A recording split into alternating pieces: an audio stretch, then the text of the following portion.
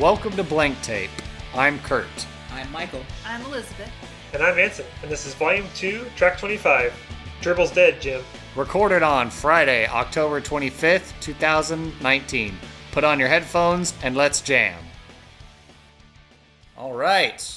It's a little noisy on your end, Kurt. I feel like there are some extra voices. What's going on today? Well, today at Starfleet Academy, we've picked up some new cadets here. So Excuse me, I am not a cadet. Oh, my apologies. I would like to go ahead and allow our guests to introduce themselves. I have 4 pips. You'll find out what that means. There we go. We are joined by the Horsleys, who are longtime listeners, first-time guests on our podcast. Hello, I'm Elizabeth.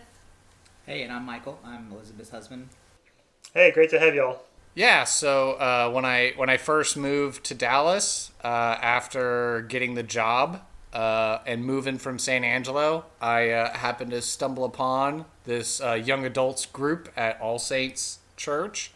And we quickly all became fast friends, and we've been nigh inseparable ever since. And come to find out that they are both huge Star Trek fans, so that should be a very good boon for our episode today. Yeah, we started off last time the plan was to do a Star Wars and Star Trek episode, but we rambled on for so long about Star Wars. We're like, well, let's give Star Trek the time that it deserves and do it next time. And Kurt was like, well, do I have the guests for you? Yep. Well, all right. So what's everyone all drinking tonight as we start off the show? Well, I am having a Lazy Magnolia Southern Pecan Brown Ale. And I am having a Odell Brewing Colorado Lager smuggled from the state of Colorado. You could not get it here. Oh, nice. What about you, Kurt? I've got some of the Shiner Wicked Juicy IPA. Of course, Shiner being the only brand in which I can tolerate an IPA in. I cannot tolerate any IPAs, so he's helping us finish it. Cool. Well, I was going to say that I have tea Earl Grey hot, but unfortunately I didn't have any Earl Grey. So I'm having tea Lemon Zinger hot. Oh, there we go. I could have made coffee black, except that I want to sleep tonight. Or we can bust out some of the Romulan ale. Oh. Yeah, this is decaf tea, so I'll be safe. All right. Well, let's see. Let's keep the ball rolling. Let's keep the Borg cube rolling, I guess, if that's a good reference. The Borg sphere. Oh, Borg sphere. Okay. There's a sphere too. Okay. So, corrections. What have you got, Anson? Yeah, so we were talking either last time or the previous time about Corridor Digital and kind of the special effects movies they make and stuff. And I was saying there was some Half-Life video that I thought I had watched way back when. And it actually wasn't a Corridor Digital. It was just some random project that some people made. And thanks to YouTube history feature, I went way, way back and I just searched for Half-Life and it came up. It didn't say when you last watched it. I'm sure it was years ago, but so I found the old Half-Life video that I was thinking of, and I will have a link in the show notes for this time. But that's the only correction that I have. Okay, that's cool. I listened back and I found quite a number of corrections to be made. So after my parents listened to the show, they informed me that in fact the name of the youngster whose house I slept over at and watched Empire Strikes Back at was in fact Michael Joseph. So I got that confirmation, and I am working with my parents to see if I can find some old photos, perhaps embark on a social media quest to see if I can reconnect and we could join forces over our shared love of Super Widget, the video game for Super Nintendo, and Star Wars.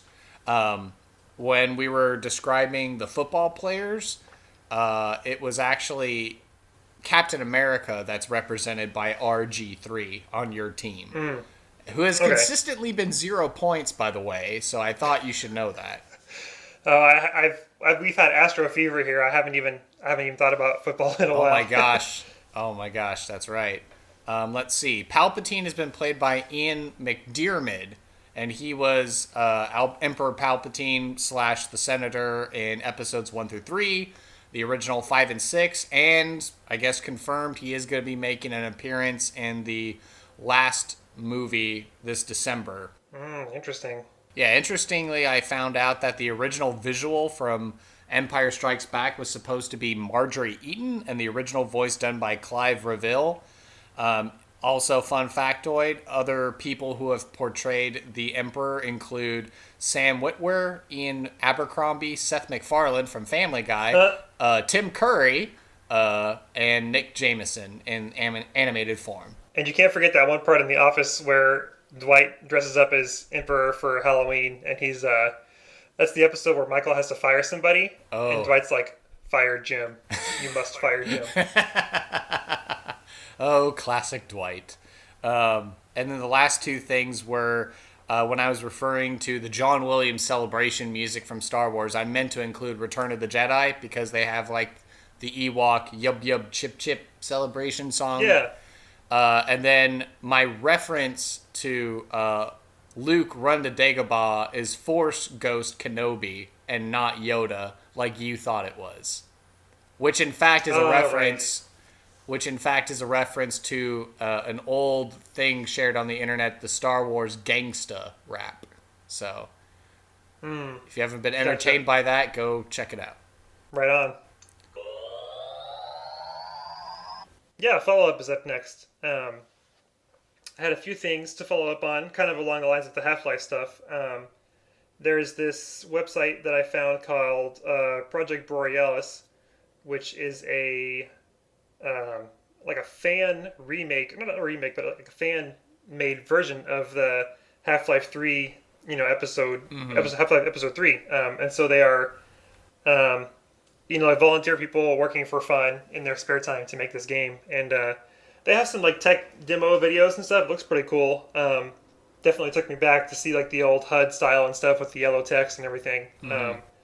So it's such a massive project. I'm sure it would take forever, but I'm interested to follow along. I think I added their RSS feed to my reader, so I'll get updates whenever they post anything. But yeah, that was kind of a cool thing that I found, speaking of Half-Life.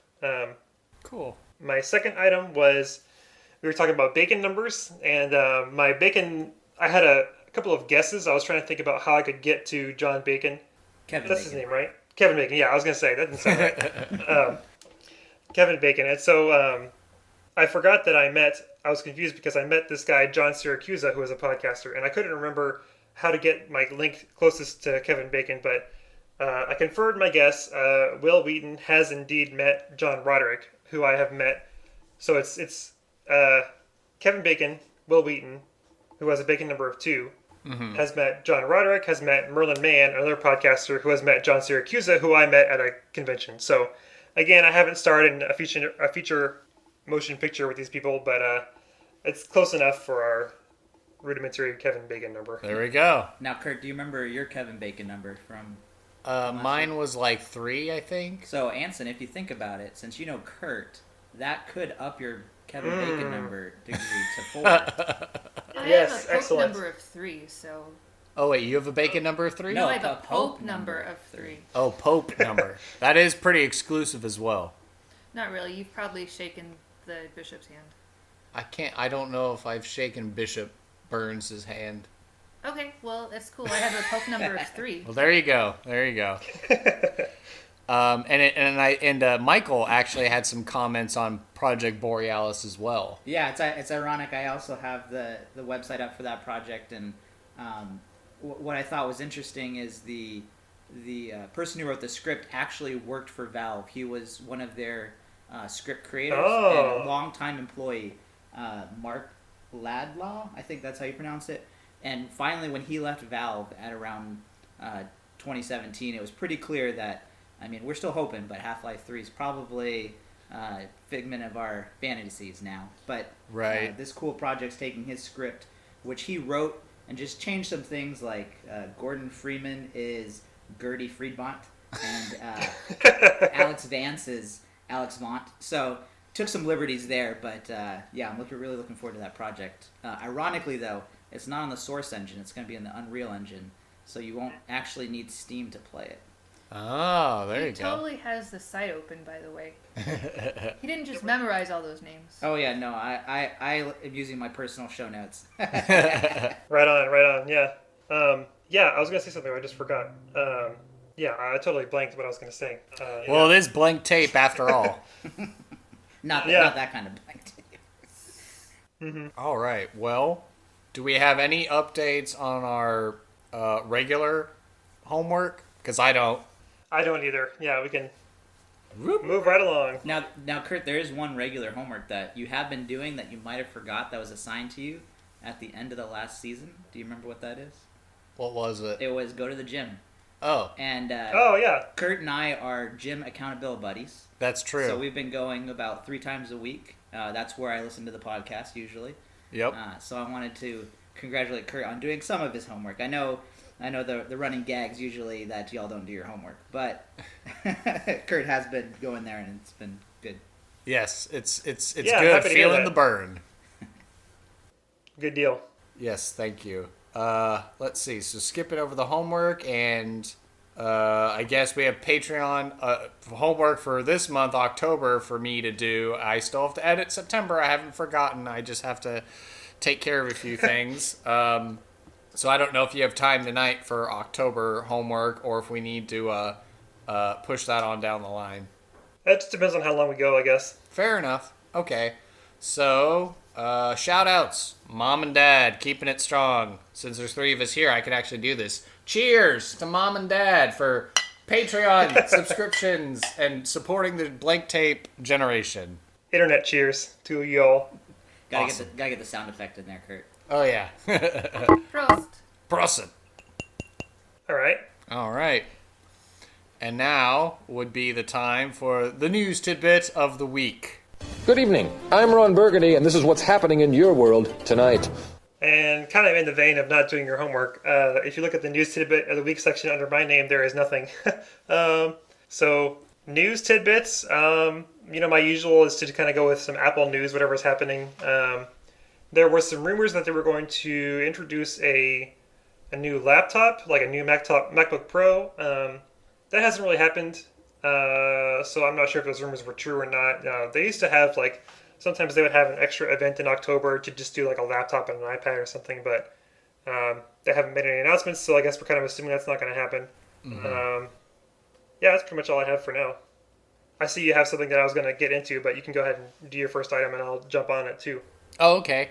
Yeah, it'd be great if we did another episode with Heather, because this one directly ties into stuff she talked about before, with Blizzard suspending a top Hearthstone player for his comments related to supporting the stuff in Hong Kong, as well as the Houston Rockets general manager, I think, made comments about China as well and Hong Kong, and so the Houston Rockets lost some business as well.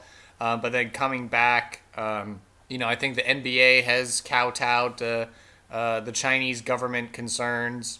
But Blizzard came back and ended up returning the prize money to the individual that they suspended. And they reduced his suspension after a bunch of people on Twitter and the rest of the internet, criticized the severity of the punishment.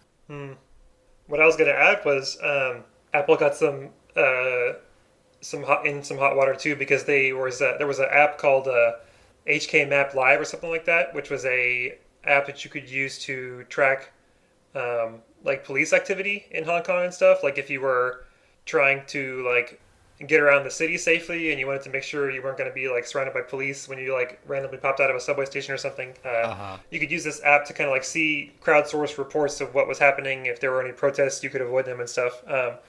And Apple was under pressure, and I think they pulled the app from the store. So it's not great that Apple also has to bow to China's will and stuff. And there's still a web version of the app, I think is what I understood. You can go online and use the map too. But yeah, lots of big companies are being affected by this, and so it's an interesting thing to keep an eye on in the news. Yeah, freedom of speech and business and all that. Yeah, and there's actually a couple senators that have been intrigued by the kowtowing to China. From Florida, Senator Rick Scott's looking into opening some investigations around what exactly is going on with the American companies and their relationships with China. Mm-hmm. Oh, well, let's see. Jumping around, I guess. So there, there was a young woman here in the Fort Worth area who was recently killed by a police officer in Fort Worth. The cop resigned. He was arrested, charged with murder. It was a wellness call for the mom that this young woman was taking care of, Atiana Jefferson. There was a wellness call because her door was open. And coincidentally enough, after she was laid to rest this past Thursday, the day before on Wednesday, her aunt was my actual Lyft driver when I was moving around to go pick up cars and stuff from the shop. So I got to talk to her and hear her story. So it was very eye-opening and interesting, sobering, and just all around tragic. And how this young woman was, she was just playing video games with her nephew, and ended up, getting shot and killed, which was unfortunate. So I know her aunt asked me to make sure to, not talk about her or her family until after she was laid to rest, but she was on Thursday, yesterday. So we wish well for her family, and we just wish that stuff like this would stop happening. I'm glad the policeman is getting charged with things too. So yeah, after the last episode where we had a tale of two cops, as it were, last episode, and now we have this. So now that all the heavy stuff, bad stuff is in the way, now we're going to move into the yellow category, and then we're going to go into green. So Fallout 76, Bethesda announced that their big Wastelanders DLC, which was going to bring human NPCs into the game and stuff, that's been delayed till next quarter. And they added Fallout First, which is a subscription service, which you pay $13 a month or $100 a year, and you get quote-unquote private servers and exclusive items that are hidden behind a paywall, essentially. And immediately, YouTubers and other tech video game writers are already reporting issues on that. So, kind of bums me out that next month I won't get to start doing new quests. I'll have to wait. So maybe that'll give Casey the reprieve she wants, and maybe I'll step away from Fallout 76 for a little bit while I wait for new stuff. Or not, I don't know. She'll probably end up being driven crazy one way or the other. Is Wastelanders a paid DLC, or is that like a free update? It is a free update. It's basically supposed to be a major overhaul to the game to help make it feel more like all the other Fallout games, essentially, with human characters to interact with. Oh, okay. Did you have something you wanted to add, Michael? Yeah, I think not having NPCs, though, has allowed a lot of personalities to be creative and pretending like they are NPCs. I know there's a couple streamers out there that have been playing as if they are an NPC, and I know you have a store set up and you interact with a lot of folks. Oh, yeah. I have my camp is set up outside of Helvetia, kind of in the center of the map, and I have 4 vendor stalls. I try and keep my stocks well organized, and I offer a little bit of everything, and my shtick is that everything's discount. So I sell everything at a reduced price, so it try and incentivizes people to buy from my store. So now, are you gonna buy from? Are you gonna buy Fallout First? I don't know if I'll get Fallout First. I mean, that's like that's another subscription that I've already got earmarked for Disney Plus, I'm sure. So I'd rather have Disney Plus. This sounds very Second Life. Oh yeah, there you go. Except in a Fallout setting. Let's see. So we have some new saints in the church. So St. John Henry Newman. They're recognized now. Well, they're named now. Yes. They're named OG.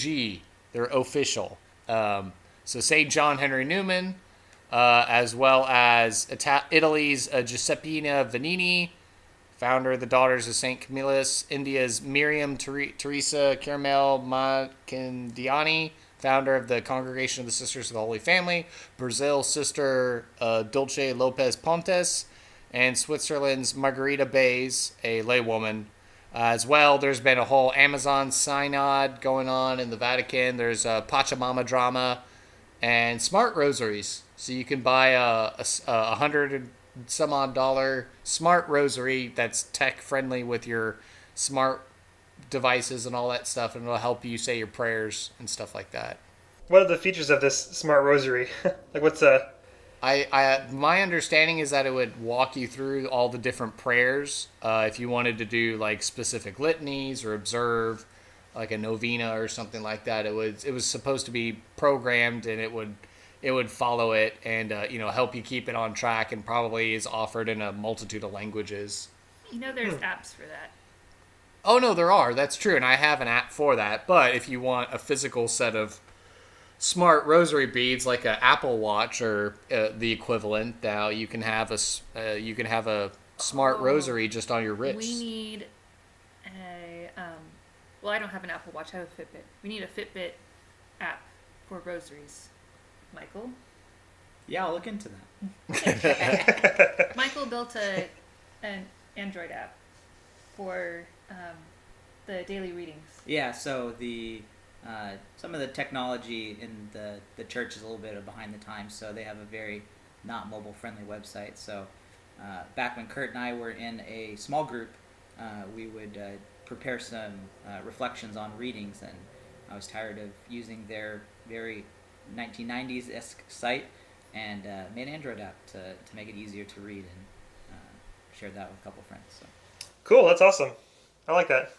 And then my final news tidbit to get us through everything. This just happened today. There's a thing going around YouTube right now called #TeamTrees. And it's a bunch of YouTube content creators teaming up with the Arbor Day Foundation. And the goal is to plant 20 million trees by 2020.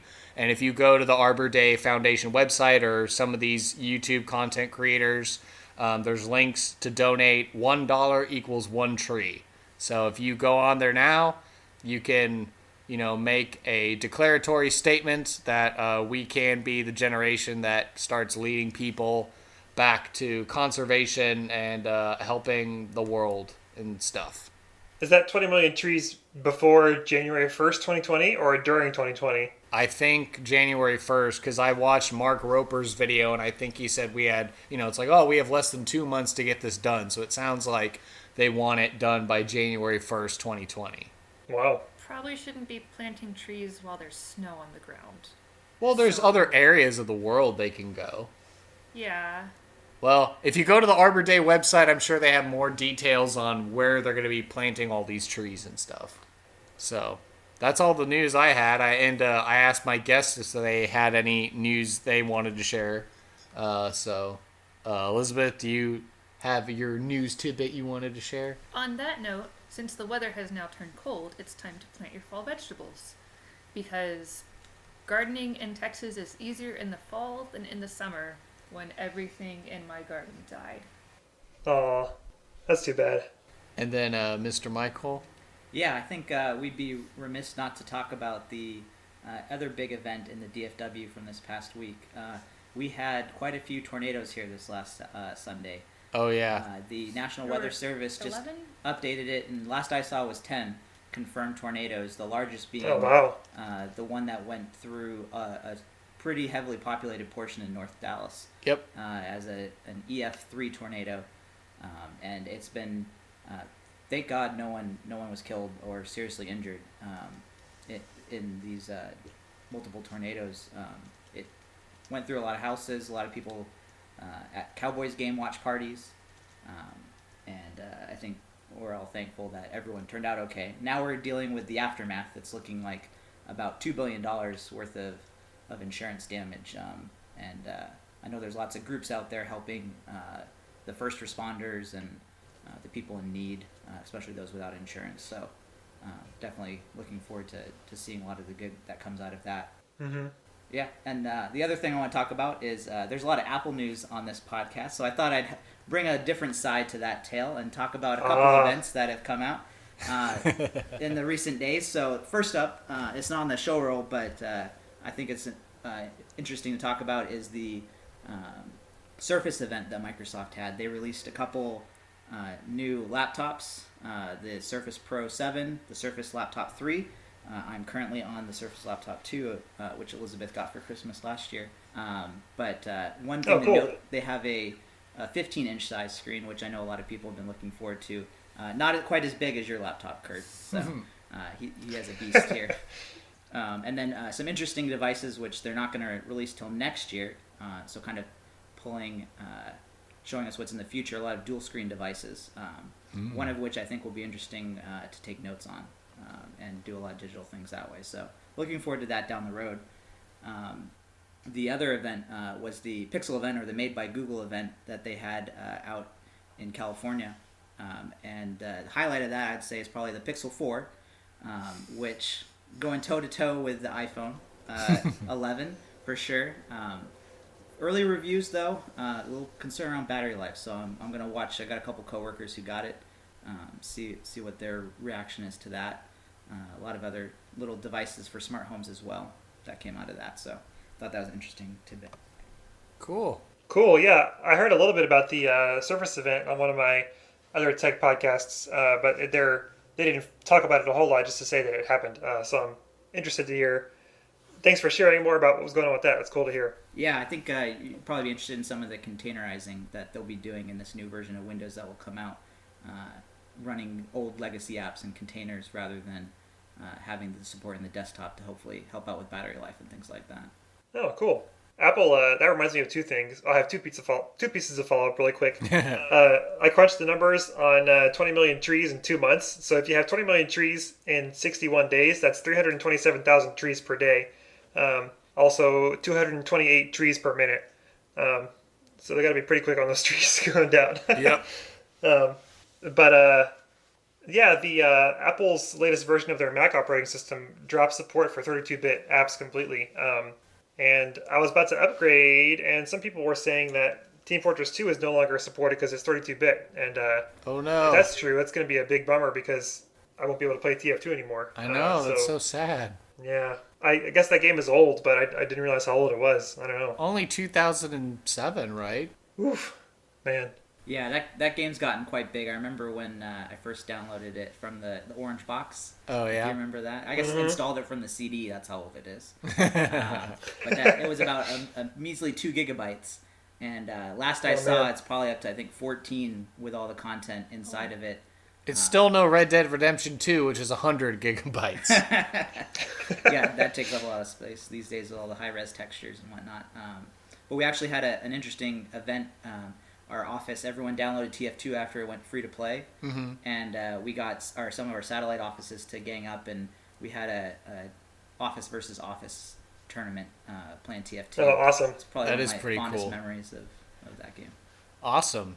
Well, are we ready to blast off and dive into our main topic of the show? I think so. Or wait. Hold on.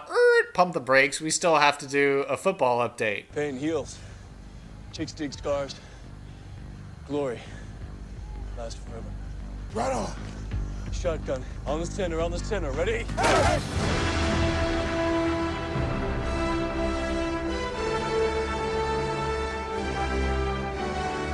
Oh, yeah. Yeah, so as I check the scores real quick. I'm gonna need another beer. You're going to need another beer? All right, you go get another beer. That's perfectly fine, guest. I'll move out of your way. I'm afraid to look at these scores. I haven't even thought about it in a long time. Well, actually, I think your teams smoked me last week.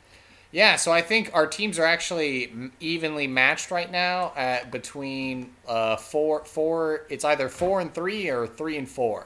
Yeah, as I pull up the scores right now. Yeah, last week, Inhumans played the Avengers, and the Avengers lost, and then Defenders played Shield, and then the Defenders won. It's been interesting watching the superheroes go back and forth, as it were. Some of them, like I got Black Panther back, Saquon Barkley. He's in good health, so now he can go back to kicking butt. But other players, I'm like, oh no, I'm just having to continually put them on the bench because they're not performing well, or there's wild swings and stuff. Yeah, I gotta get in there and check on that again at some point. Okay. Is that all you think about the sports then? When is the? How many more weeks do we have? Where are we at? Let's see. We just completed week 7, so we're getting ready to start week 8 this weekend with all the teams playing. So yeah, we're about halfway through this fantasy football season. So it's still anyone's game. All right. So we haven't quite yet defined which superhero teams are best, but we will keep playing. And again, listeners, if you have your own teams or your own mashups that you do, feel free to let us know. I know Mr. Horsley himself here is a football fan. What do you have any commentary about our teams? Well, I know you have a lot of injuries. Oh yeah, that's true. Yeah, the Avengers have a lot of injuries that I'm having to deal with. Well, my team's doing well, but they're in a different league. Ah, that's cool. Baylor's still undefeated. Yes, and outside of fantasy, Baylor is 7-0. I think they are currently the top in Texas. SMU a close behind. I think they got up to 8-0. Baylor has an off week this week, so we'll be playing on Halloween night against West Virginia in Waco. Also, I see Nice, Phillip like a Bears. Rivers with LA Chargers, and that just hurts. Oh yeah. Philip Rivers, of course, is on the Avengers team with me, and he is represented by the Green Arrow from the DC universe. I'm still a Rivers fan, but as all Chargers fans feel, it's just... Imagine if the Red Sox got traded to New York, and they weren't even the top team. They were just a second-run team. That's how it feels. I think you've just angered all of our Bostonian fans and my brother-in-law. So with that now the analogy, Bostonian fans understand how the San Diegans feel. Well, there we go. All right. Well, now that we made sure we took care of our football stuff for all of our football fans out there, now we can dive in. We can fire up our theremins, put on our dress uniforms, and start doing the Shatner and acting dramatically, right? Kapla. Cool. So I had some very rough outline of what we can kind of go over here. So the first thing is, when I mentioned Star Trek, the first thing Kurt said was, "Oh, well, I got to get the Horsleys on because they're big Trek fans." And so, the first question is, how did y'all become Trek fans? And I'll share too, but we can start with y'all for sure. So mine was that we all watched Star Trek as a family. My dad is really into Star Trek, and his dad was really into Star Trek. My dad actually watched Star Trek with his dad, and then I watched Star Trek with my parents. He got us all into it. So it was a big family thing for us. Yeah, same for me. My dad was a big Star Trek fan, or is a big Star Trek fan, and my grandpa was also a big Star Trek fan. And we did watch it, growing up watching TNG. I remember Commander Worf up on the bridge. Mm-hmm. I had an action figure of him before, I think, the first 2 seasons when he was not the security officer yet. Tasha Yar had not been killed off in that horrific fashion. But then later years, I got into Star Trek Voyager, watching it up from the balcony while my parents were watching it. I would watch. It was past my bedtime, of course. Oh yeah, I watched from the stairs sometimes. And I'd watch from up the stairs. I think my dad did that to his dad too. And my dad did that as well, according to him. So you were meant to be. It was meant to be. It runs in the family. And then I eventually got a little television set. The screen was little. It was probably about a foot long. That I would turn on late at night and watch an episode of Voyager when it was still fresh off the air. Mm-hmm. So we'll have to explain this a little bit more when we get to the movies. But when I had met Michael, we weren't dating yet. He was having some trouble with the computer, and then he picked up the mouse and said, "Hello, computer." And I laughed out loud, and nobody else got it. Yeah, of course, this being a reference to Star Trek IV: The Voyage Home, when Scotty is using I believe it was a Macintosh at the manufacturing facility to try to create some transparent aluminum, which hadn't been invented yet at that point in time. Oh, okay. And potentially created a paradox. That's another thing, another can of worms there. And trying to interface with it, assuming it was voice activated. Now today we could totally do that with our Echo devices and our Google devices. But you could do a whole show on how sci-fi technology, sci-fi ethics have become real life now. Yeah, I think we were talking about that at the Saucer Curd, or maybe I'm just remembering it from the last episode around. History Channel, I know, has done a show or two where it's like how Star Trek influenced actual technology, or the toys that made us. They talked about how the toys of Star Trek went on to influence like real life scientists to make all kinds of cool, crazy real life gizmos and gadgets. But that's true for a lot of sci-fi. Like the laws of robotics were designed by Isaac Asimov, and there's probably more. Yeah, classic. Mm-hmm. Yeah. And not to be left out, the only way I got into Star Trek was probably culturally knowing what Star Trek was from references. And I do remember seeing that Star Trek Resurrection movie in the theaters. Insurrection. Resurrection, Insurrection. The Catholic version. Picard came back from the dead like Jesus. I don't know. I mean, there's the new Picard series coming out. He didn't die, though. But, okay. I do remember going to see that movie, and then actually it was about a year ago, I think, Elizabeth entertained the idea of running a Star Trek RPG game, and so she was like, hey, you should research some stuff, and I actually started trying to watch The Next Generation on Netflix, and I got a little ways in, but then I stopped watching. So yeah, I eventually decided to not run my first campaign ever on a system that I had to build from scratch. And there are there are RPG books. systems that do exist for Star Trek already. I didn't want to have to buy the books. You can just pirate them offline like everyone else, or off the internet. No, we don't encourage that. Go to your local comic book store and go buy them. Those people work hard. They deserve your money. Mm-hmm. My Star Trek experience very much echoes y'all's in it, that it was driven by my family. My mom, I think it's probably just our age, our parents kind of grew up around that time.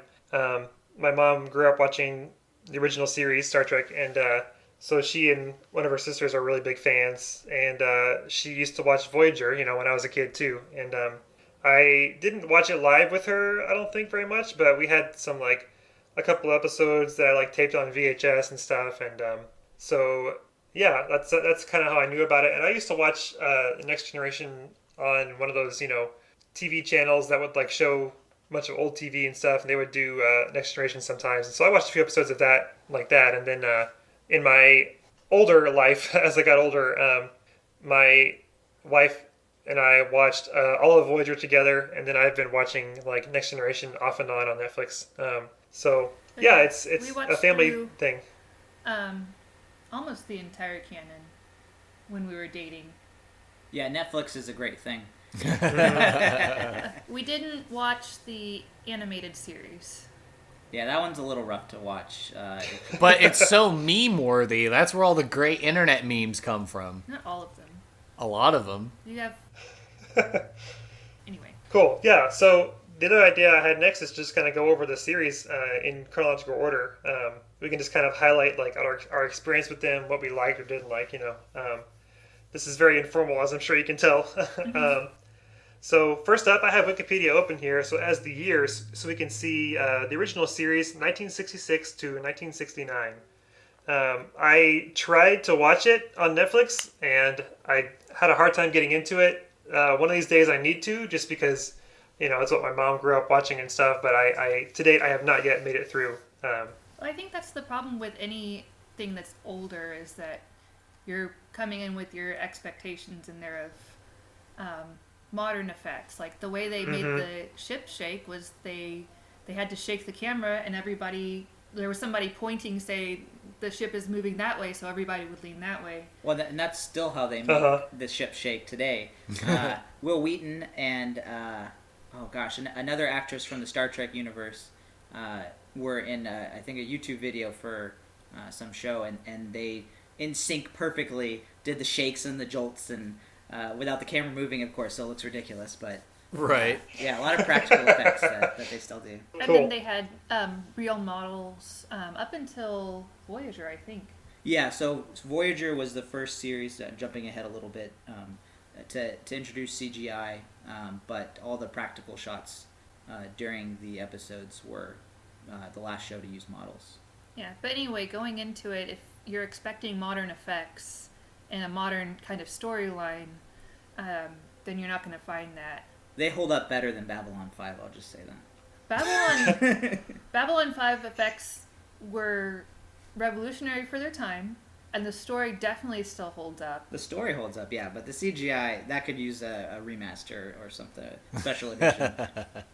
So anyway, anything that's not coming out right now, you kind of have to take it in its time period. Yeah, you just gotta really...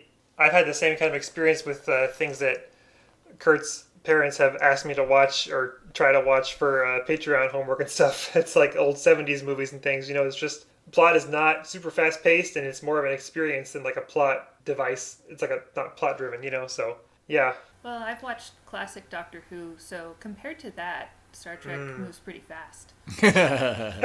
Yeah, so I think where I left off, if y'all remember, was there was some episode where Uhura was like singing. It was just like she randomly just like started singing like a bunch of like songs, and I was like, yeah, I don't know what this is about. And Elvia was like, what is this? What the heck are you watching? And I was like, yeah, okay, I'm done for today. So, but I'll get into it. Just as a side note, while you have regular Wikipedia pulled up, Michael actually has Memory Alpha Star Trek Wikia pulled up. Oh, right on, yeah. So if you need any Star Trek fact double checked, Michael will be able to tell you. Yeah, and if that fails you, I still have the Star Trek Encyclopedia Revised Edition, which will take you up through the last Insurrection movie. There you go. And I have a recipe for Romulan ale, but I don't have the ingredients. That would have been good for this. Are they actual ingredients or are they Romulan ingredients? There's a Star Trek cookbook that I have acquired. And it has a lot of the foods that were in Star Trek and a lot of like remake stuff. There's also like a general geek cookbook. Sorry, I'm laughing at the cat who's been doing all kinds of crazy antics in the background while our guests have been talking. And knows that she's not supposed to be. She's a princess. That sounds cool. Yeah, so next up is Next Generation. The years are 1987 to 1994. I feel like I'm about halfway through on Netflix, but I haven't watched it in a while. Kind of my favorite thing about this show is I feel like it's the kind of like the most of the ones that I've seen. It's the most like cerebral. It's very about diplomacy, and like Picard is like always faced with these moral dilemmas, and it's like how do you solve these complicated situations? And that's like what he excels at. There's whole episodes where they just have a trial. Mm-hmm. That was actually done recently on an episode of Legal Eagle where they reviewed the trial of Lieutenant Data and whether or not he qualified as a person or he was property. So that was pretty interesting, having a real-life lawyer go through the legal accuracy of the episode. I actually have a book called The Ethics of Star Trek, and it goes through different ethics schools and uses Star Trek episodes to illustrate them. Oh man, you got all the cool books. That's a good collection. Cool. So there are lots of episodes that kind of like stand out like that, like the Data trial. I tried to get my wife to watch it, and like you were saying about the effects, it's just old enough that it's a little hard to get into if you're expecting, good CGI and stuff. I remember there was a episode of Reading Rainbow because LeVar Burton is on, The Next Generation, and there was an episode of Reading Rainbow where he kind of like took you behind the scenes and showed how they spun the sparkles in the water to make the transporter effects and everything. So that was pretty cool too. Well, that's something, just the level of diversity on Star Trek. Like, they had a blind guy who was the engineer. Mm-hmm. They had, well, we didn't talk about it, but Lieutenant Uhura, she was a huge revolutionary, she had a huge revolutionary role. Was one of the first black women on TV who wasn't in some kind of servant role. She actually wanted to quit the show for a while, and Martin Luther King Jr. convinced her to stay on because he said, you don't have a black role on here, you have an equal role. And that's, of course, Nichelle Nichols. Mm-hmm. Yeah, that was the original series Yeah, that was she the was original in. The series. first interracial kiss between Captain Kirk and Uhura, I know that. First lesbian kiss. Oh. But oh, that's on Deep Deep Space Space Nine. okay. I didn't know about that one. And then, of course, you have George Takei as like a major Asian American, Japanese American represented on the show as well. Yeah, in the show he didn't portray the character as gay, but the He is in actor real life. in real life. Yeah. And then Chekhov being a Russian. Russian during the Soviet era at the height of the Cold War was also a major cultural blend, so to speak. Yeah, that's kind of one of the things we really like about the Star Trek style too. Is and it's always been kind of like visionary. Like what could the future be like if if society had progressed and we could create food when we needed to, and like it was kind of like almost like a utopia, but not quite perfect because we're still like human and stuff. So always kind of cool. And I think that's kind of why Star Trek and Star Wars are so different. Like I never had a problem like. There's room in the world for both of them, like people always ask, "Oh, are you a Star Wars or a Star Trek fan?" But I think they're so different. Like, Kurt and I talked about how Star Wars is a fantasy, and Star Trek is more like a much more science fiction in terms of like the philosophical issues, like we were saying, and I feel like stuff like that. Watching Star Wars is like reading the Odyssey, and watching Star Trek is like reading the Republic. If you haven't figured out already, Elizabeth has a very literary, librarian, scholarly sort of background. Elizabeth has a library science degree. There you go. Oh, nice. So if you need a book, take a look. She's got it on her reading rainbow. All right, so we mentioned it briefly. So next up is Deep Space Nine, and this is where it kind of gets interesting because there is some overlap in these time spans. So Next Generation ended in 1994. Deep Space Nine is listed here as 1993 to 1999. And this one I have tried to get into. I've tried to watch the pilot twice, and I've gotten about halfway each time. I've heard it's one of the best series. What do y'all think? I know Matt Colville likes that one lizard face guy that's like chaotic, or he plays both sides. Yeah, the Cardassians. So He's just a tailor. there's multiple Cardassians. So that the overarching plot for the series is the Bajoran people have been occupied for about 50 years, and the Cardassians By the Cardassians. And after 50 years, they've stepped back out of that space. They tore up the land, took everything of value, and then left a space station. So this vulnerable species, the Federation, which is the human, usually seems like human-led organization of good. Well, depends on your view of how they do things. But they come and and help try to be guardians and shepherds of building up that the Bajoran society.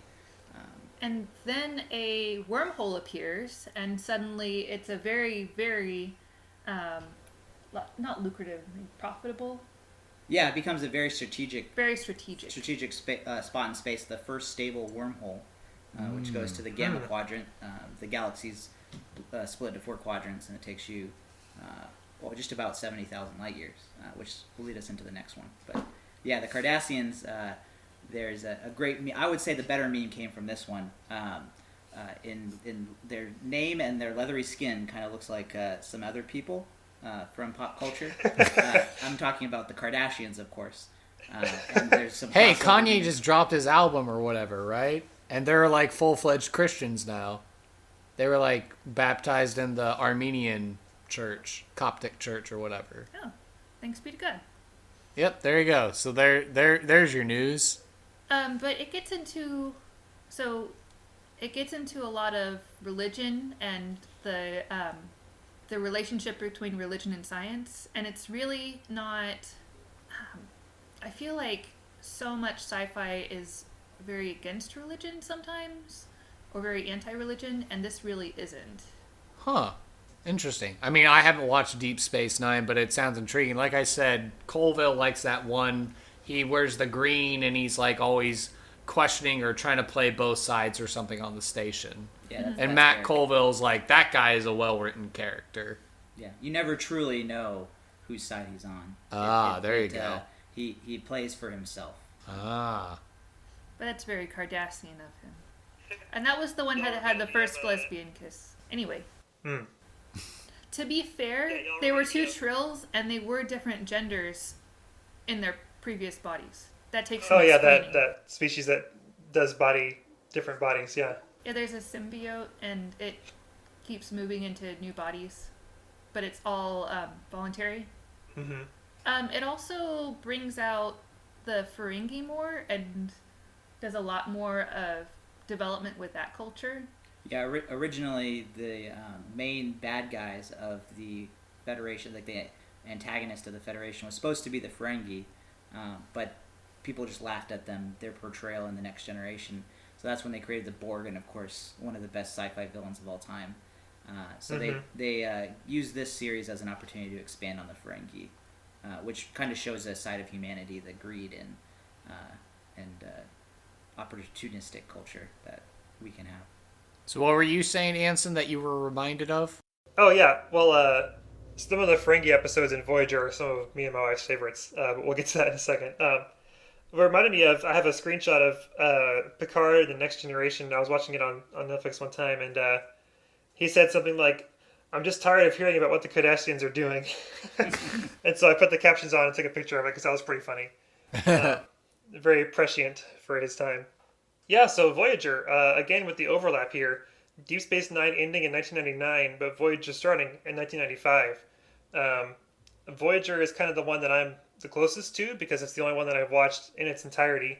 And it was the one that I always grew up watching with my mom, and so it was special for that reason, so yeah, and then of course my wife and I watched it all together from start to finish. And there's some great episodes where the Ferengi are kind of taking over. They're exploiting a planet, and then Voyager shows up and kind of puts them in their place, and it's pretty funny. They have Neelix the cook, who nobody likes, but we always like to make fun of him. But he's the lovable cook character and everything. Yeah, he's the Jar Jar Binks of Voyager. Oh, there you go. Yeah. Okay. Yeah. Yeah, that's the Captain Janeway, right? Yes. Yeah, that's where I got you and Elvia the Janeway ornament for Christmas. Yeah, and Elvia named her car Janeway in honor of the captain. And one of our astronauts up in the International Space Station brought a Star Trek uniform recently and donned it as Janeway and made some coffee jokes.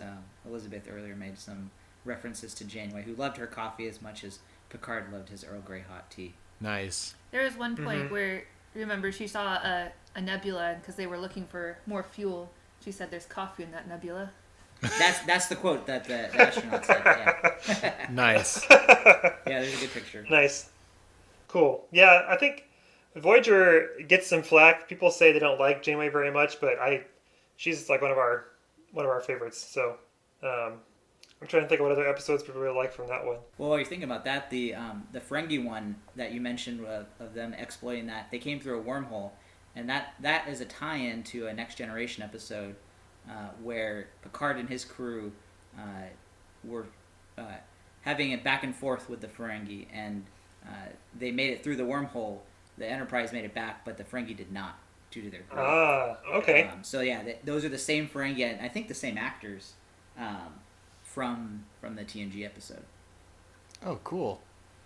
Michael's pulling up pictures on his laptop computer here, and sure enough, it's the story about the astronaut wearing the Commander Captain Janeway uniform and everything. Because there was just a spacewalk out in space with the first female astronauts doing a spacewalk all by themselves. Yeah, they had it was kind of a mini controversy because they had scheduled it a while ago and it ended up being canceled for some reason, and then they finally did it again. NASA got in some hot water for that one, but they made it happen, so that's all cool. Speaking of tie-ins, that reminds me of another one. I have seen, the one episode of Deep Space Nine that I have seen is the one where they tie in with the Tribble episode from the original series. Yeah. They do it's like time travel, right? Because they go back in time, and they take this classic original series episode, The Trouble with Tribbles, and they kind of they're sneaking around the ship, and so you see both sides of it. Yeah, it's pretty pretty impressive editing. They actually took the original series 1960s episode and spliced in characters from the 90s. Oh, that's cool. I have a Tribble. It's supposed to purr when you pet it, but you actually kind of have to hit it to make the voice box go. Close enough, yeah. That's funny. Michael's going to get it so we can make it purr on the microphone. I hope it has batteries. Fortunately, this one hasn't been breeding as much as Tribbles tend to do. And? It's a dead Tribble. I think the Tribble's dead. Oh. It's dead, Jim. All right, so after Voyager, we have, let's see, it's kind of broken up differently on Wikipedia, but in chronological order, the next series after Voyager was Enterprise, and that's 2001 to 2005. And I kind of watched this a little bit as it was coming on, but I don't think it was very good, so I gave up, and I don't think my mom watched it either. Have y'all gotten to that one? I remember watching it as it came out.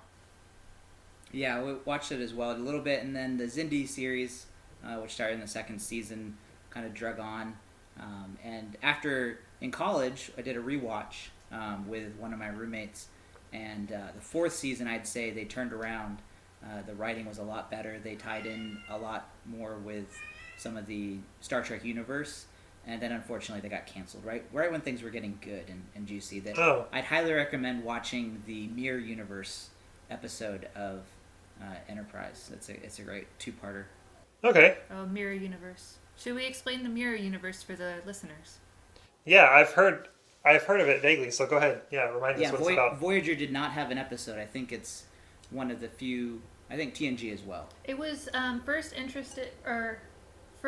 introduced in the original series that there's a mirror universe to the regular Star Trek universe, and that's where there's a Earth Empire, the Terran Empire, and Starfleet is evil and power hungry, and so all of the ideals of Starfleet are flipped on their head. Bizarro universe. Yes, pretty much. It's the Bizarro universe. They call it the Mirror.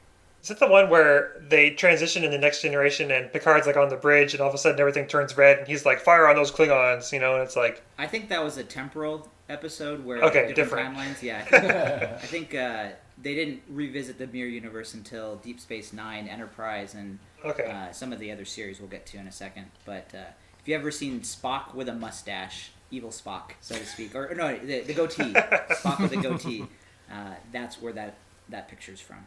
All right. So after Enterprise, next up, there was a big pause. So 2005, Enterprise ended. And then just recently, 2017 to present, we have Discovery. And that's on CBS streaming. I watched like 1 or 2 episodes, but I haven't caught up with it. Have y'all been keeping up with it? Yes, that is real dark. Yeah, it deviates a lot from Roddenberry's vision of the future, which is a little bit more bright and optimistic, and goes for more of a dark and gritty view of some of the... So it took the DC approach. Yeah, they took the DC approach. No Marthas, though. Why'd you say that name? It's listed here as a prequel to the original series, along with Enterprise, so it's in the past? It happens between Enterprise and the original series. Yeah, so if you remember Admiral... Akbar. No, not Akbar. Wrong series. That's a trap. I won't go into. Anson Mount is the guy who plays him in Discovery. That's going to get to me. I'll look it up. But anyways, he was the original captain of the Enterprise. Captain Pike. Captain Pike, yeah. Oh. He's Admiral Pike in the original series. After the pilot aired, that never aired. But they have him in the second season. Spoiler alert. I forgot about that, in case you haven't been watching. But he comes in as captain of the Enterprise for some of the episodes. Oh, also, spoiler alert, you're going to need to know about the Mirror Universe. Yeah, the Mirror Universe, this is probably as spoiler-free as we can get, but the Mirror Universe plays a big part in Discovery, with some really interesting characters. I think they've outdone themselves with that part. The first couple episodes, it was hard to get into. This is the first series that doesn't follow the leader as the protagonist. The captain. Which is usually the captain or the commander of the space station for Deep Space Nine. It follows Michael Burnham, who is in the first episode a commander. Then some event happens, and she's no longer in the good graces of Starfleet, and it kind of talks about her story through there. So kind of a different take on the traditional formula. So, sidebar, does that sound like the kind of character that I had originally cooked up for Elizabeth's ill-fated Star Trek RPG, where my character was basically like not Starfleet? No, she still is super tight-laced. She just had a fall from grace. Oh. See, I had this character that was supposed to be related to Wesley Crusher, but he was like he committed a crime, and so his only way of getting out of it was to join like the military sort of part of Starfleet, or to like serve jail time.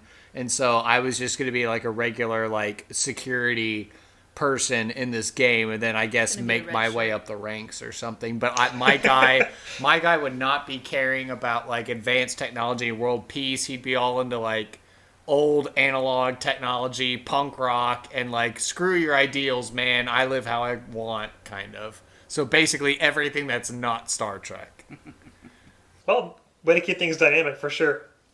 So that's cool. That's something to look forward to. By the time if I ever get there, I'll have forgotten all the spoilers you told me, so no problem. The other thing to note is they reimagined what the Klingons look like. I think people felt a little bad that so many white actors were basically in blackface for the characters. So they reimagined them for the first season, and then they kind of made a mix between that reimagining and what we would remember as a traditional Klingon from the movies on up. Okay. So that could be a little weird. Yeah, the Klingon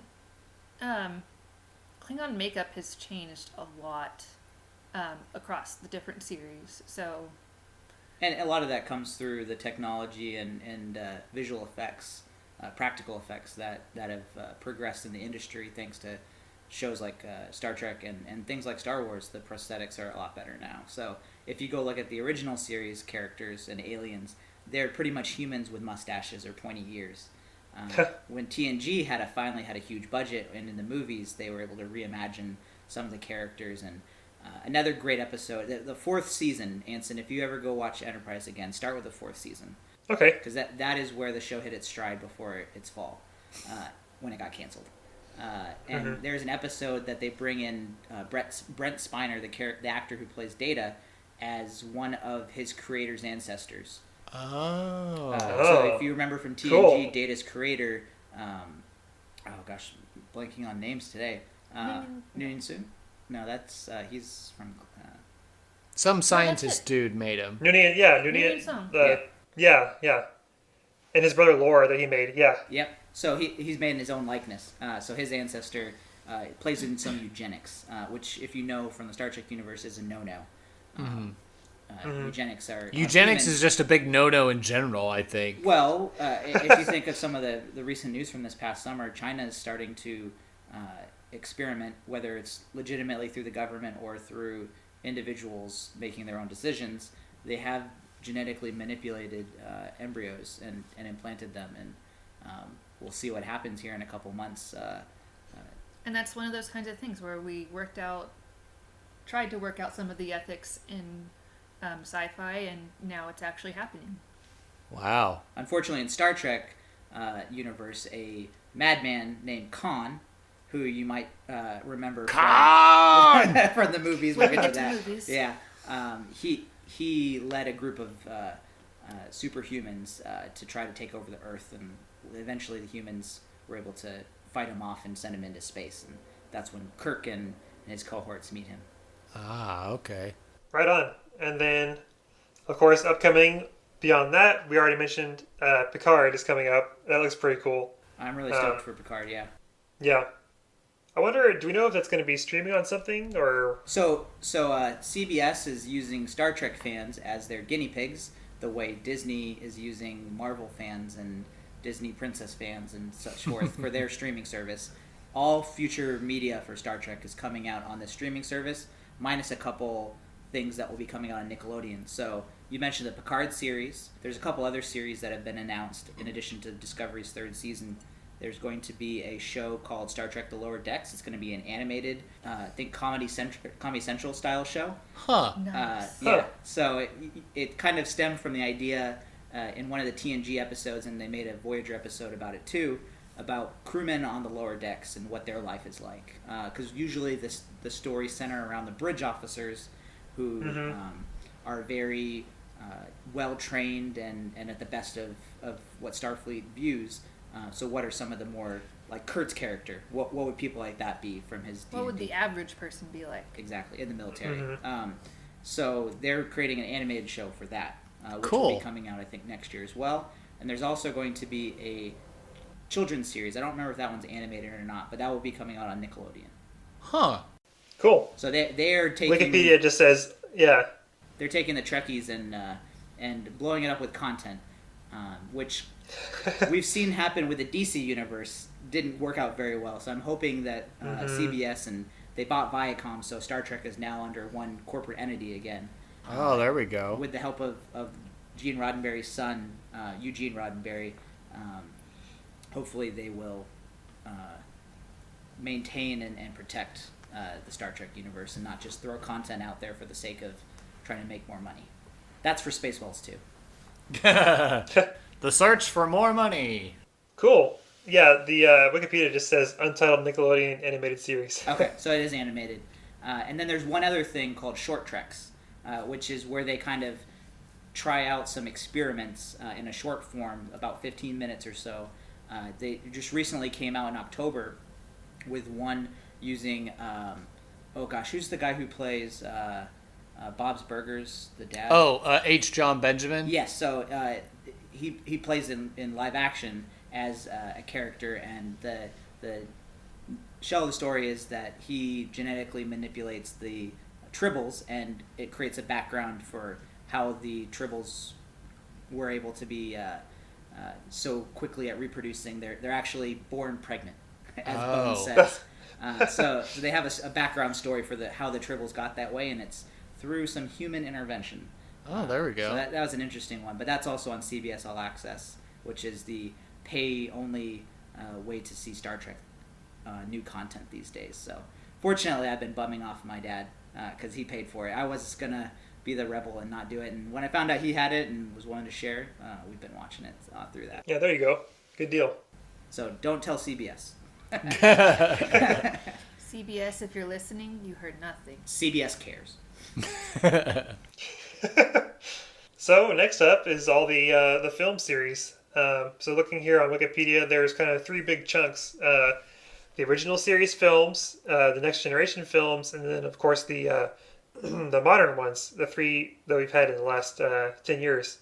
The so the original series, so to speak.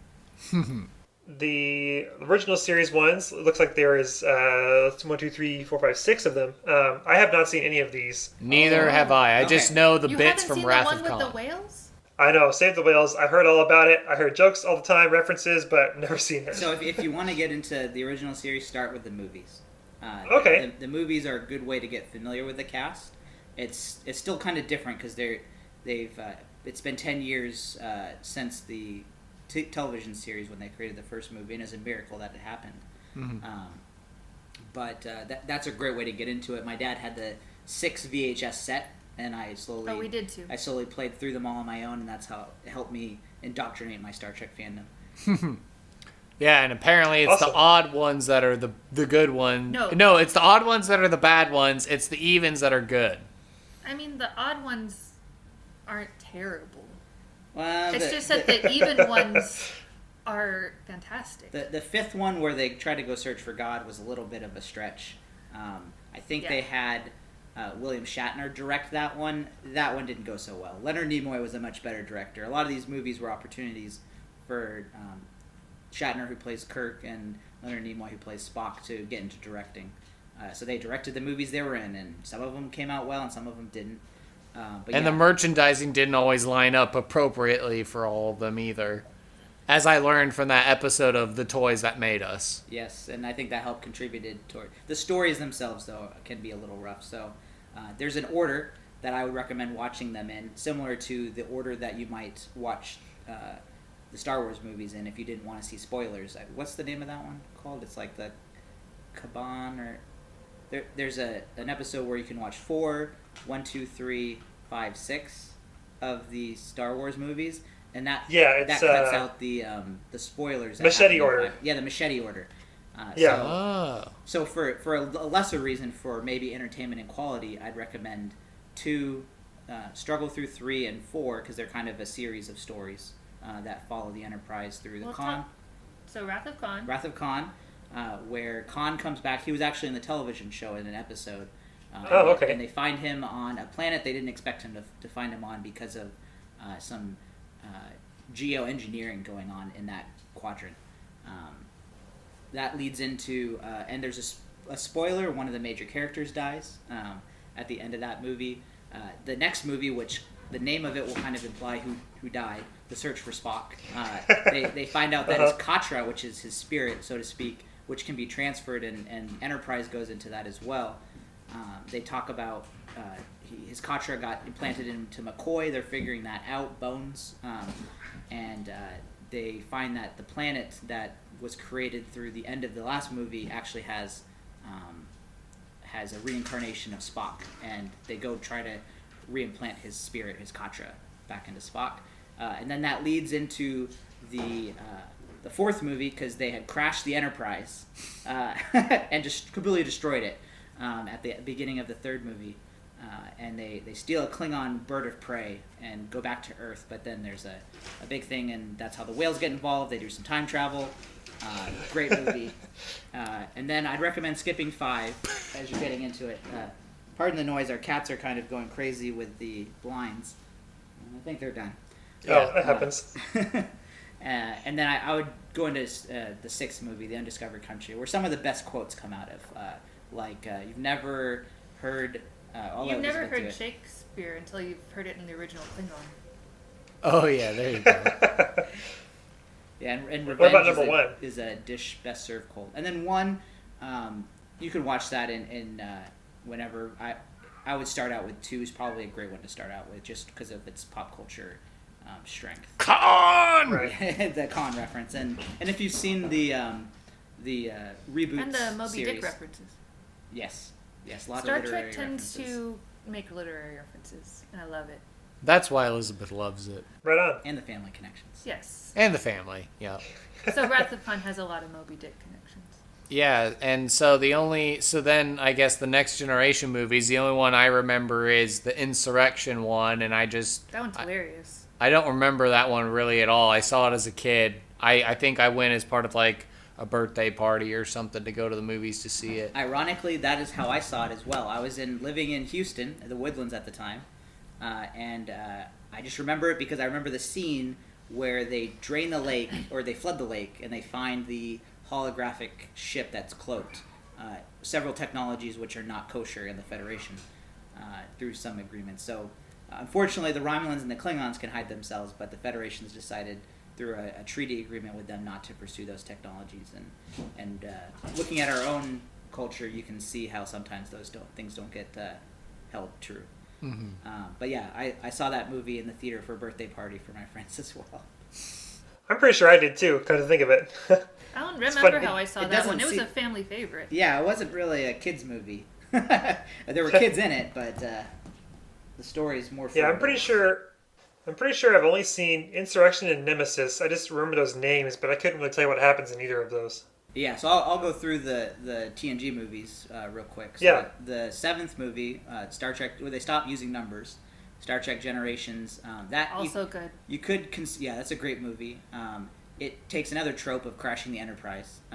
So they crashed the Enterprise D, and some of it was due to set reasons. The set for it and the size of the Enterprise just didn't work well on the big screen.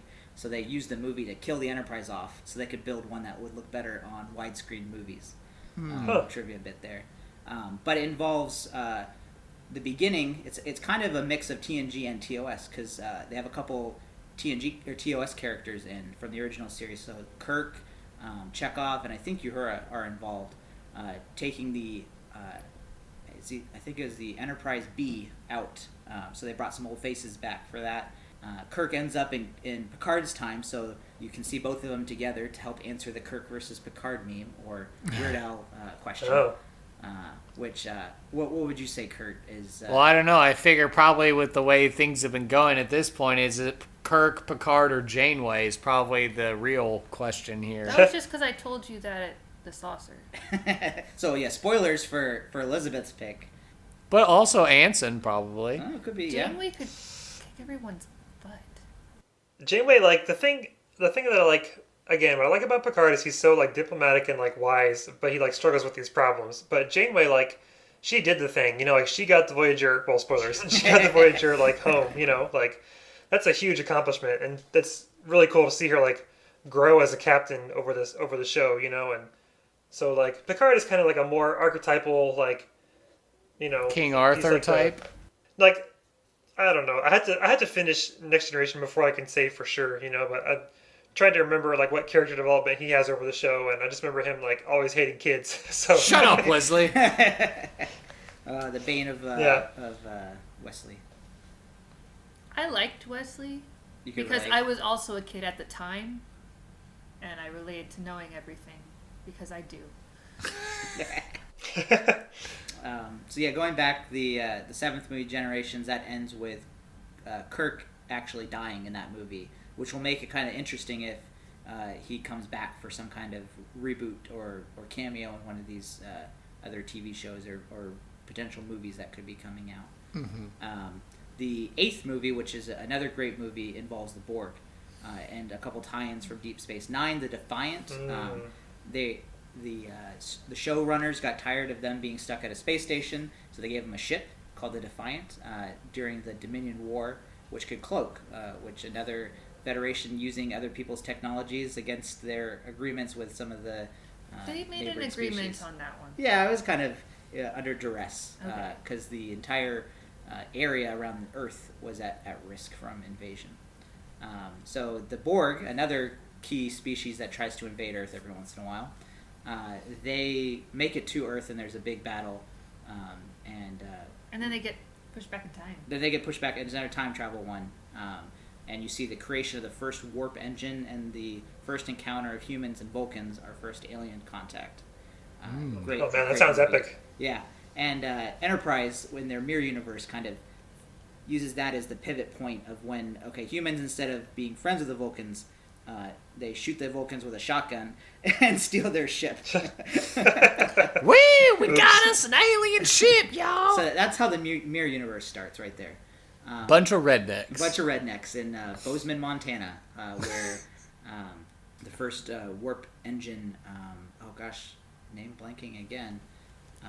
Zephyr Cochrane. Zephyr Cochrane, Yes, yeah. he flew the first warp ship in a World War III missile that he converted using matter-antimatter reactions. So Man, you're talking all this lingo that I don't understand, but Well, I'm just nodding my head. just wait a couple of years and we might see it happening. Well, that is a very Star Trek thing to do, is to just throw technology words at you, and everybody just yeah. shrugs Imagine their if you're an shoulders. actor who doesn't know any of this stuff and you have to learn all that lingo. True. Mm-hmm. Imagine if you're an actor and you have to learn a different language, because that happens. Yeah. Oh, yeah, also true. Oh, Michael has the Klingon dictionary out. Oh, are you going to be reading us some Klingon words? Well, my Klingon's a little rusty. I just know how to curse at people. Yeah, those are the ones you learn. As And a we kid. do try and keep this podcast PG. Yeah, so. we won't curse in any language to keep your.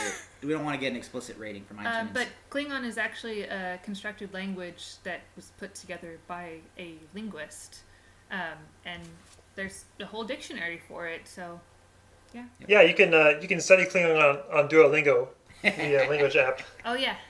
That's cool. And it sounds very alien, but all of the sounds are used in English. When he was constructing it, he picked the least used sounds and made them the most prominent. So that's why it sounds so unusual. And some of the words Oh. are combined, like German, to form a mega word. Ah, there you go. Kugelschreiber. Very cool. So I think that plus the ones we talked about takes us up till the new reboot movies. Listen, all of y'all, Yeah. it's a sabotage. Yeah, I like that one a lot. So there's 2009, 2013, and 2016, Star Trek, Into Darkness, and Beyond. I enjoyed these a lot. I remember I went and saw Star Trek, the first one, by myself in the theater just because no one else was around. That was a great one. Yeah, I enjoyed the first two. Those are the only ones I've seen. I haven't seen the third J.J. Abrams Star Trek. The Khan was different. The Benedict Cumberbatch doing Khan was different and weird, I guess. Yeah, there's a quite a different motivation there of Starfleet in Section 31, which is the shadow organization that Starfleet uses to do the dirty work. Kind of like some of the military contractors that we've used in the past. They are much more powerful in this reboot universe, probably due to the events in the first movie in the reboots where future technology comes and endangers Earth. Right.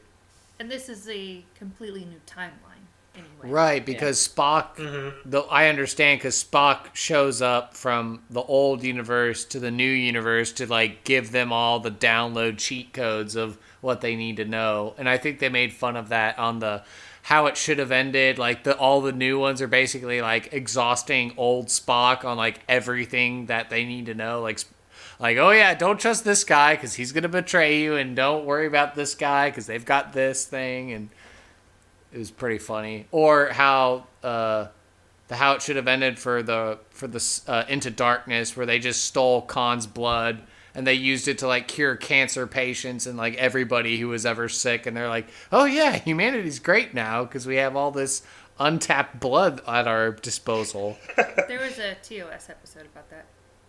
Oh. Okay. Where they use super blood? It was a society that had eliminated all illness, and so they were immortal, basically, but the planet was getting overcrowded, and so they invited, well, spoilers for this one episode, they invited the crew of the Enterprise there so that they could infect them with... so that the Enterprise crew could infect the society with a communicable disease, and people would start dying again. I mean, can't you just give Captain Kirk a little alone time with the ladies, and I'm sure there'd be a communicable disease fairly quickly. Yeah, we were watching some of the old SNL sketches around Star Trek. I highly recommend the one with John Belushi. He does an excellent performance as Kirk as the series is canceled, live around him. It's a great, about 20-minute long skit, and he did it perfectly. I'll have to go YouTube it. One of his early performances on SNL. And then as well as some other ones where he or other people reprise the role and allude to the potential diseases that Captain Kirk... And Robot Chicken, I think, has a couple good ones, too, of making fun of that. Mm-hmm. Cool. There's also, I think they call it the Riker maneuver for, like, sitting in a chair by coming over the back of it. Yeah, when you're wearing spandex and that's not very flexible, you find creative ways if you're tall enough to just stand over chairs. And William Riker. It's like you're hopping up on a saddle or something. I saw a smash supercut of it. I think it was on Honest Trailers for Star Trek, The Next Generation, and it was like the Riker maneuver, and it showed him just, like, tucking it down, and he would, like, swing his leg super far over just to go sit down on a chair. Yeah. And the Picard maneuver is where you pull down your shirt at the bottom. Yeah, so when they, in later seasons, they switched to a two-piece uniform instead of the jumpsuit, and the top piece would come up when you sat down, so or when you stood up, so he'd have to pull it down, and he did that on camera a lot. So they call it the Picard maneuver. Okay. Nice, I hadn't heard of that one. Nice. Cool, yeah, well that takes us through everything here on the list of all of our Star Trek TV shows and movies. A lot of history, a lot of cool stuff to watch, especially for me. I got some things to catch up on. Lots of cultural impact and spin-offs. I know there's an episode of The Black Mirror, which is basically inspired by a Star Trek-like property. And then, of course, I know Fandom, which is the company that owns Honest Trailers and Screen Junkies and all that. They just created a new documentary on Galaxy Quest, and they had some of the actors from the Star Trek universe appear on it. And basically we're like, Galaxy Quest is like a Star Trek movie that should have been, that could have been, and how Galaxy Quest is a homage essentially to Star Trek and its fandom. Speaking of homages to Star Trek and its fandom, another series that Elizabeth and I have been watching recently is called The Orville. Oh, right, on Fox. The Seth MacFarlane show. Unfortunately, Speaking of sci-fi that does not do religion well, but yeah, otherwise it's really fun. It's overall it's got a couple rough episodes, but they've kind of got over the hump, so to speak. They moved to Hulu though, so fortunately they didn't get canceled. Because it didn't have quite the viewership. Fox and Sci-Fi. Yeah, we don't know anyone to bum off. Yeah, see Firefly example. We'll pour one out for Firefly. There. Yeah. But that's a great. It's Seth MacFarlane's fan Star Trek Next Generation show, and first couple episodes have a little bit of the Family Guy humor to kind of welcome people into it that might know him more for that. But then they tone that down and it gets a lot more serious and had a very epic season finale last spring. Cool. So looking forward to it. I think my sister has Hulu, so I'm gonna try to bum that off her. Nice. All these shows on so many streaming services. Plus now we're gonna have Disney Plus. Yep. Oh gosh, it's we are gonna have cable a la carte. Pretty just much through streaming services that nickel and dime us. Yeah. But two other mediums, which I think we talked about this TV series and the movies, but two other ones I want to hit on just briefly.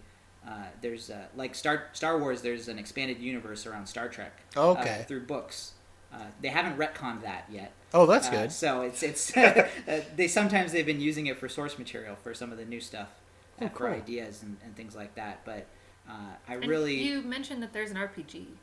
Yeah, that's true. There are Star Trek RPGs that exist. I know the Geek and Sundry Network on Twitch and YouTube have had a long-running RPG show called Shield of Tomorrow, and a number of friends of the Geek and Sundry Critical Role friends and stuff. They are on that show, and they all represent different alien bridge officers, and they're off on their adventures and stuff. I've never actually watched the show, but it's pretty popular on the Geek and Sundry Network now that Critical Role is its own independent property. Shield of Tomorrow is probably still one of their strongest original bits of streaming programming that they have. Mm-hmm. Plus, you see Will Wheaton on a lot of material these days too, kind of going back and talking about Star Trek and throwing in some Easter eggs to some content there. Good old Will Wheaton. And then the last thing that I want to talk about that I think was probably the bigger half of growing up for me around Star Trek was the video games. So the early 2000s was the heyday for me for Star Trek video games. There were a couple from the 90s that were okay that I just didn't play, but the first video game I bought with my own money was Star Trek Voyager Elite Force. Is based off of the Quake engine. So my dad kind of knew about Quake and was like, oh, you might like this game. And, oh, man, I loved it. It had a great story. They brought in the voice actors from the TV show. It was created by Raven Software, which later got bought by Activision. They do a lot of the Call of Duty series these days. But great game. The Activision also published a lot of other games. There's Star Trek Armada, where you could play kind of like StarCraft, but for Star Trek. Oh, okay. And then Bridge Commander, which was another one of my all-time They have a favorites. VR game that you can do now for Star Trek. Yeah, so that's called Bridge Crew. I have that as well. You can play it without VR if you want. But that gives you a little bit more lifelike. I haven't played it with VR yet. I've seen videos like Node and some of these other channels that are like goofy playing it, and they're like making crazy voices and being maybe not as helpful as they should be as a bridge crew. Yeah. Oh, I remember that one. Yeah, I heard about that, but I forgot about that. That's cool. Then there's Star Trek Online too, which went free to play, so I played through quite a bit of that as well, and you can do a lot of interesting things too. And they brought in a lot of the original voice actors too to bring in some content to keep it fresh and get people excited about it. And they've been going along with the new TV series and adding content through there as well. So that's probably one of the most maintained Star Trek games that they have these days. Wow. And as we mentioned, there is a cookbook. Oh, you yes. can make Romulan ale in real life. Yes, it's not illegal because it's made with Earth ingredients, but unlike the one from the show. Has Caraco Blue and vodka or something? Yeah, Caraco Blue is probably about the only thing that would get it blue enough to look like the set prop that they had. Oh, cool. It's a little bit of alcohol. Oh yeah. It's a lot of bit of alcohol.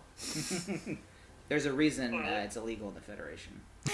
I looked this up on Amazon. It's got Neelix on the front, of course. Oh, Yes, the it cookbooks, does. yes. Yes, Neelix was the de facto cook for Star Trek Voyager.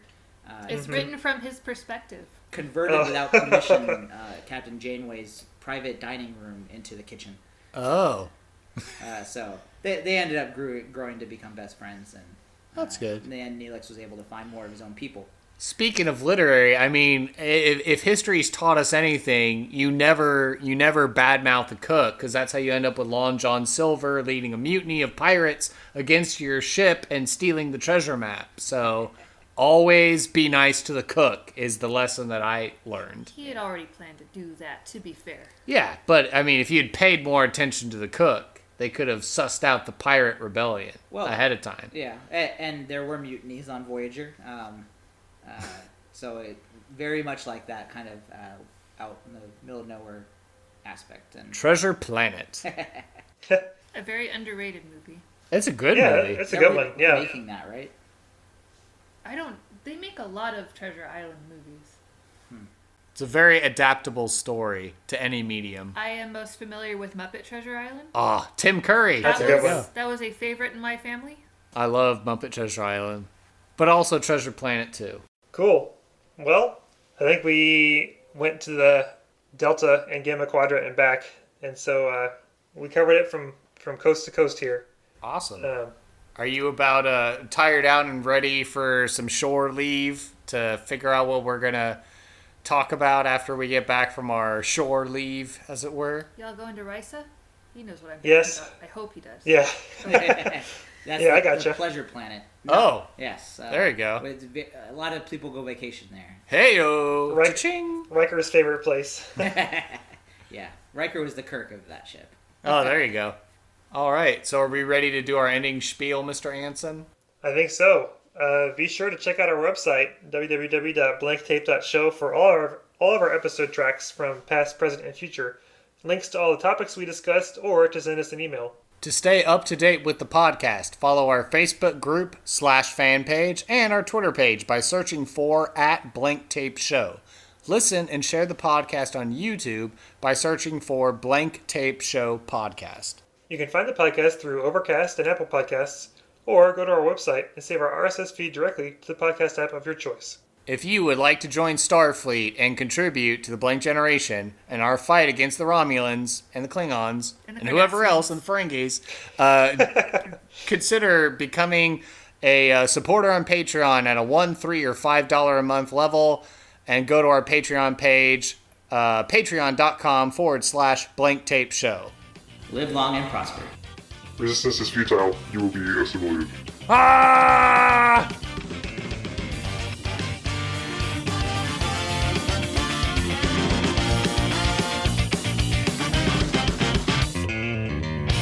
Also, special thanks to our guests for the episode. Yep. It was a pleasure. Thank you for having us. Thank you.